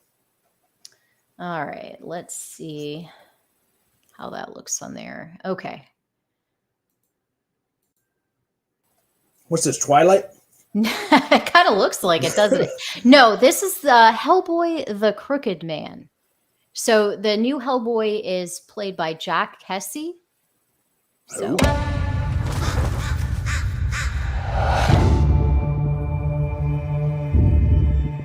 Something in these hills. Something haunted. Now, to me, it already has a vibe of, say, like one of those A24 horror films, like Witch or something like that. Yeah, but I'm like, when I think Hellboy, though, I don't think the woods. Yeah, and you think like the city and him fighting the monsters. Like gritty, like very gritty, dirty. Not like Spawn dirty, but you get what I'm saying. Like kind of off. Like whenever or at least in the Del Toro movies, it seemed like our world, but off. Yeah, that's true. Like an alternate kind of reality or something. Yeah, it but seems not on more- purpose. Not like Fallout where it's on purpose. No, it's Right. just something. Yeah, it's just But I mean, like, I this is think Del cool. Toro did a good job of kind of capturing the like fantastical Yeah. kind of feel of it.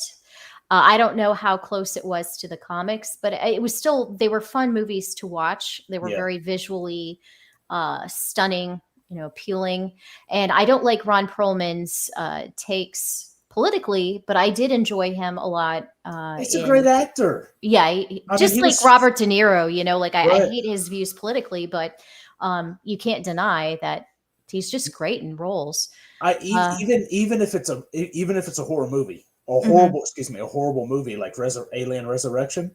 Yeah, I remember his character. yeah. Or Blade 2 when he was in that. Well, Blade 2, like I like Blade 2 more than I did the first one. Really? I Yeah, remember not liking it all that much, but I think it's one of those things that I might have to go back and kind of give those movies a rewatch. The third one I remembered hating a lot, but the first one was good, but I'm just saying, like, as far as the story and the kind of like I said with the Hellboy movies, Del Toro, it seemed like it's its own little universe, mhm. and Yeah. I just like it a lot. The only thing I did, and it was very gothic, but not gothic. Although it was, you could see the influence of the Matrix movies. Yeah, Movies. that's true. It did come out around that time, so Yeah, and I'm like, no, show more sexy, not androgynous girl in leather. yeah, that's true. All right, let's watch a few seconds more of this. Evil. Smells like death. Oops, I was going to try to pause it on. Yeah, I get what it's kind of like Smells it's like- like creepy pasta a little bit, like So- Slender Man or something like that. His nose doesn't look right to me. It looks like they tried to go a little bit more minimal on the makeup. Like they just put like a For headpiece. expressions, yeah. And I don't know if I'm digging it. I can't say the last guy's okay. look was all that great. Like they went a little too. It was like they were going a little too harsh with some of the prosthetics, but I don't know. This almost looks like he has just one of those bald, the skin caps on where it makes you look bald. Like a 40s football helmet. Yeah, And they just put like yeah, it just, I don't know.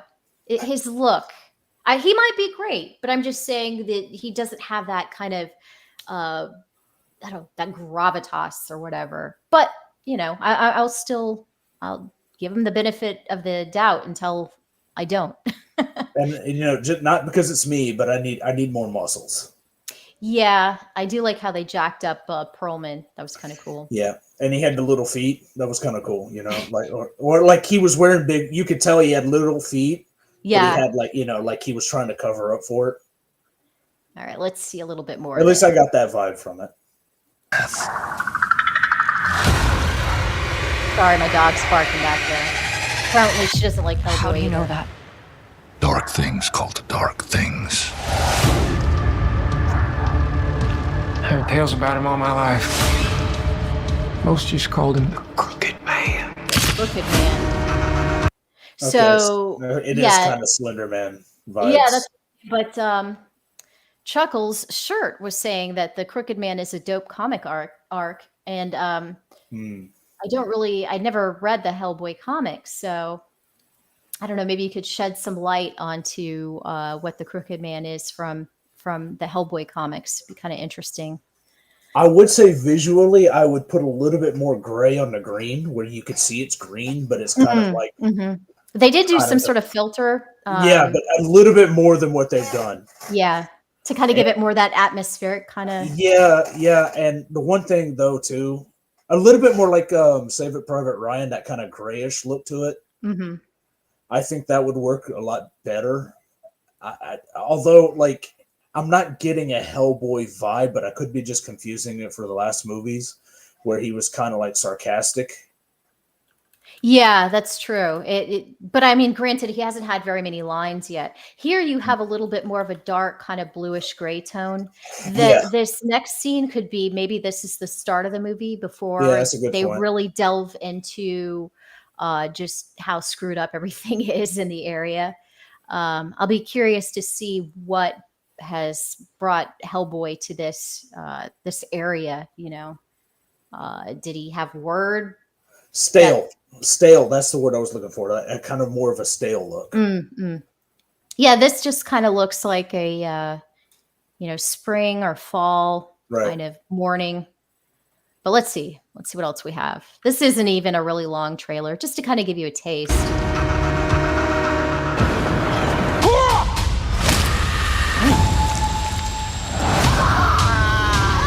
Well, that's kind of gnarly looking. Whoops, I went too far back. Let's see.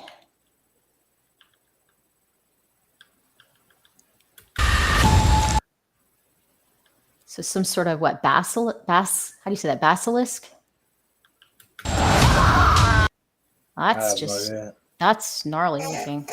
Okay. I see it. Yeah. Yeah, the snake that looked like it was just eating her. See, now I get a vibe of Evil Dead or something here. Yeah. I was Come gonna into the say cabin. I was gonna say Evil Dead or something like Silent Hill or The Yeah. Fog or something like that. But And I'm not even this might be an incredible movie, but it seems like it's pulling from a lot of things that I'm already a lot of familiar with. tropes. Yeah. Yes, a lot of tropes. Okay, there goes my dog. We've got company. Oop, did he have muscles there? Let's go back a little bit. And he got his Wait, what do they call his gun? Something Magnum? I don't remember. Because that looks smaller than the one they had in the in the other one. The other one, like the barrel was like that fat. Oh yeah, it was more cartoony. Exaggerated. It looked like a like a clown type of gun. That looked like a 500 Magnum. Chuckle's shirt was saying it's like a Southern Gothic story, not bombastic sci-fi or fantasy. So that's cool. It would give like a different spin. It almost seemed like the other one was trying to do that, but it didn't. I don't know. It looked rush. It didn't look right. The one with the guy from Stranger Things. I didn't even bother watching it because the whole vibe of the trailer was that really Hellboy? threw me off. Yeah, it was after the Ron Perlman ones, and they did another one. Yes. I had no idea. I don't think anyone saw it because it flopped. It was probably during COVID or something. Yeah, but I don't know. I'll probably give this one a shot, if nothing else, just to review it. But we'll see. Like I said, the guy I'm still a little bit iffy on. Maybe they'll fix it up some more in post production. Who knows? But I'll be right back. Hold on. Yeah, you can play. I'll be right back. Are you sure? All right. Well, we'll play it. Yeah. All your friends, they all gonna die. Whoa. So that was kind of cool. Had a little bit. What's the almost like a Wicker Man vibe now? Was that like bees or something? Wow, that's creepy. It's like my brain doesn't know how to process this because it seems like a mashup of hey Joseph Antalone, nice to see you. It's like a mashup of a lot of different genres, and it's like my brain just doesn't know how to process it yet. Might be interesting. We'll see. I'm sure there'll be several more trailers before it gets released.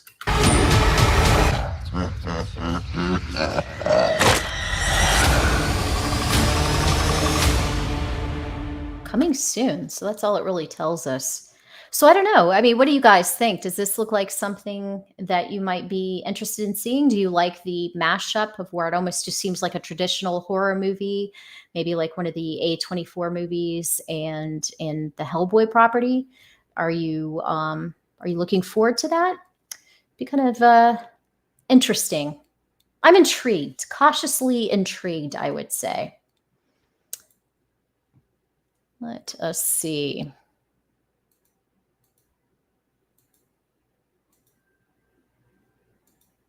When is this coming out? I'm going to stop sharing that. I'm going to see if I can find out when this one's coming out. I don't know. I haven't decided, Jay, if I'm going to see it or not, the new Hellboy, but it has, I was just saying, it has me intrigued. Whoop, you were there for a second. There and gone. Oh, you're muted. You're muted. Nope, you are not there. All right. Hellboy release. It's over already? It is over already. It was only a minute and 10 seconds. So, Oh, just a teaser. Okay. Yeah. Speculation. So how was Garden State? It was great. I really enjoyed it. It was a real treat to see Cecil again and to see Andy Smith, meet him, and see Graham Nolan again. Graham's such a great guy. Just so kind and humble too, despite all the talent. He's just a really great guy. And to meet Dan Fraga, of course, Ethan, to finally meet him after all these years. But it was fun. It's a very small kind of hometown convention. They have it in a little sports arena that looks like maybe the local high schools or colleges play hockey there. And there are several different rinks kind of partitioned out in the big complex.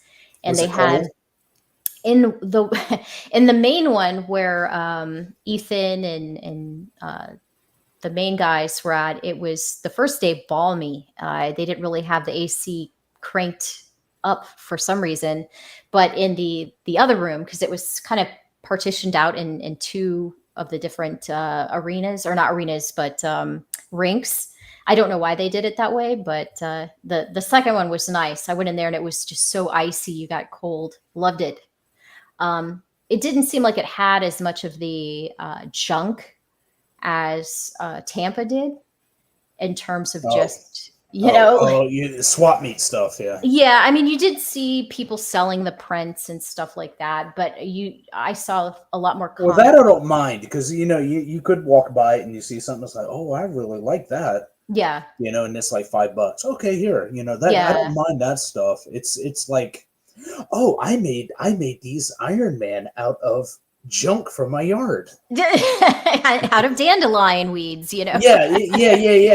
Just completely like that. And I'm like, or they do like, it's like wrist braids, and it's like Superman colors. I'm like, okay, guys, come on. Yeah, that kind of ridiculous. I mean, you saw your traditional stuff like the weapons makers, and I mean, they're obviously toys, people selling the old toys from the 80s and 90s. But it was still fun. I did my loop around pretty much in maybe about an hour. You could see everything. I think for the Fans Fest will be that big. Yeah, but you know what? I'm fine with that. It was nice. It kind of it gave it a more intimate feel, and it gave you a chance to talk to the different creators, which was what I was there for personally. So I would definitely try to go next year, and I'm definitely hoping that we can get a For the Fans Fest together. I think it would be great. Let's see. People keep messaging. People keep sending me DMs, like asking me, it's like, oh yeah, For the Fans Fest. You're like, For the Fans Fest, and I'm like, I was already involved with that, and it's like, oh gosh, I think a lot of people just want Ethan to do it, but I mean, Ethan can't do it. Yeah, and if you haven't planned one before, I can only imagine it's got to be a little bit daunting. We need to get the guy like the Monster Madness or something, if he's got someone that works with him that wants to offshoot, because I know he's busy too. We need somebody that knows what to do and like what to look for, because if you want, like in the group we did have, most of the people in the chat knows who was in it. I was in it, and it was just like a bunch of cooks in the kitchen. Yeah. Like, oh, we should do this. We should do this. We should do this. We should do this. And there was like no direction anywhere. Yeah, you kind of have to have a definitive, organizer / leader. First, you got to pick a date. And once you pick a date, then Mhm. everything goes from there. But there was a few Dungeoneers in there, Oh Lord. and then some more Dungeoneers were added by other Dungeoneers, and Ugh. yeah, it's funny how all that stuff collapsed right around the same time. Yeah, I don't know. I'm hoping that some of the people that attended the Garden State Comic Fest, because they approached Ethan and expressed, interest and were saying, hey, we could organize stuff like that. So hopefully, maybe one of them can take the ball and run with it, so to speak. I mean, I live in Orlando. I'll help out. I'll be more Yeah. than happy to help out. But as far as like spearheading it, nope. Yeah, that's a massive undertaking and probably a thankless job, Yep. So, Well, I mean, I'll be glad to take all the credit for someone else doing stuff. right. Who wouldn't? But but only if it's all good. If it's bad, then no, it was that guy. Yeah, that's kind of how it goes. Well, anyway, my friend, I think I'm going to call it. I'm still melting away here. Not a melted snowman yet, but Yeah, the Panhandle in July is hell on earth. It's not even that the actual base temperature is all that bad. No. Although, it got up to 100 plus. It's the humidity. It wraps you and envelops you like some sort of shroud of death. It's just horrible. And once you move a mile or like 2 miles from the beach, Mm-hmm. it's just sweltering. You don't get that breeze. The breeze. There's no. Luckily, comfort. in Orlando, we get breeze from both like coasts, and it's constant. Yeah, that's what I liked about Central Florida. Yeah. I forgot you lived here. It was great, but no such love here. But Jay, thank you so much for joining me, and Thanks thank for you having for the people in the chat who came and hung out and kind of put up with our crazy little banter here. Well, you're the straight man. I'm the knucklehead. I'm the good cop, bad cop. I'm the bad cop. It's always fun. I do appreciate you joining me. And then tomorrow, I'm actually I'll probably put up the ad for it later this evening. But tomorrow, I'm having the great Mark Polton on. Cool. And we will be talking about his newest USA Assassin comic. Sweet. It's featuring Rowdy Piper. So that should be fun. Rod. All right, guys. Take care, everybody. And I will see you again tomorrow. Bye-bye. 50 sets off for me. I've had enough. Get the hell out of my house. In Jesus' name, I pray.